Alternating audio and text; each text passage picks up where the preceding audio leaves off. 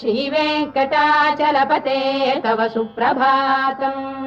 श्रीमन्नभीष्टवरदाखिललोकबन्धो श्री श्रीनिवास जगदेकदयैक सिन्धो श्रीदेवतागृहभुजान्तर दिव्यमूर्ते श्रीवेङ्कटाचलपते तव सुप्रभातम्।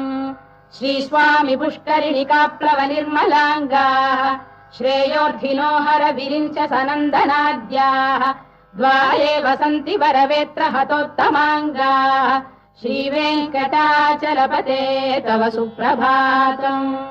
श्रीशेषशैल गरुडाचल वेङ्कटाद्रिनारायणाद्रिवृषभाद्रिविषाद्रिमुख्याम् आख्याम् त्वदीय वसतेरनिशम् वदन्ति श्रीवेङ्कटाचलपते तव सुप्रभातम्।